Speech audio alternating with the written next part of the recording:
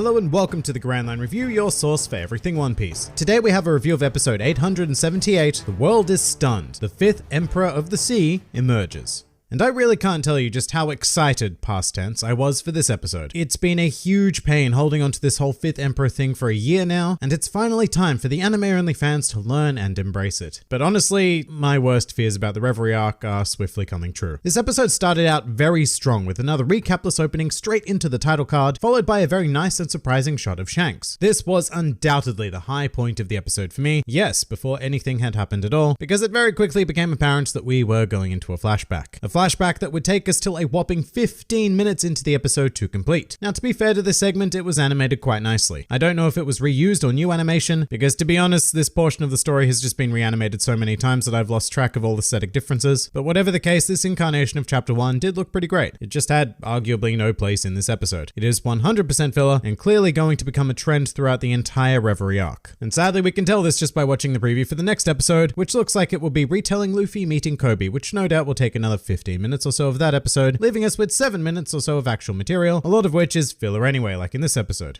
So after the flashback concluded, my immediate thought was great. At least now we can spend the rest of the episode adapting the most iconic chapter of 2018 with brilliant pacing and no filler. But my God, was I wrong. This episode didn't even adapt one full chapter. In terms of what was adapted, it totals 6 pages of manga, which is abysmal and a new low even for the One Piece anime. At this rate, it's entirely possible that chapter 903 will take a full 3 episodes to adapt as we insert flashback after flashback of any major characters appearing in it, and that's before we even get to the rest of the Reverie arc. But all of a sudden it makes perfect sense given that Wano is set to begin airing in July. I'll say that again, July. That is potentially 4 months and anywhere from 12 to 16 episodes from now, provided there are no breaks. Now, the Reverie arc is not a long piece of story. It spans around 6 chapters, I'd say. One of which is chapter 903, a tiny piece of which was adapted in this episode. So to put Wano off until July means that a solution needs to be found with the limited amount of material at the disposal of Toei. And instead of a filler arc, it looks like they have elected to pad the next 4 months or so with recap. And if this is correct, this is going to be an incredibly painful period for the anime. Even the staunchest of anime defenders out there cannot possibly condone this. For the next 12 to 16 episodes, you won't even be getting anywhere near a full episode. Rather, you'll more than likely receive 7 or so minutes of new material and be subject to watching something that chances are you've already seen a billion times before. Because this is far from the first time the anime has done something like this. And it's just really frustrating because chapter 903 is so damn good. And anime-only watchers will never get to live the sheer amount of madness packed into a single experience. Luffy didn't even find out about his bounty in this episode, which is like the crowning moment of the chapter and the reason why it being titled the 5th Emperor makes so much sense. So cutting it into unsatisfying chunks just completely screws with the flow of material as originally intended, as does stuffing it with all of this filler even outside of the recap sections. And a good example of filler in this episode is the extent to which the whole raid suit discussion went on for. In the manga, it was a very simple matter, but in the anime we had Luffy and Chopper trying to activate the suit and even a little scene of what they imagined their transformation would be like. Now I admit this is nowhere near the worst filler I've ever seen, and it was kind of funny to see Luffy and Chopper in a raid suit.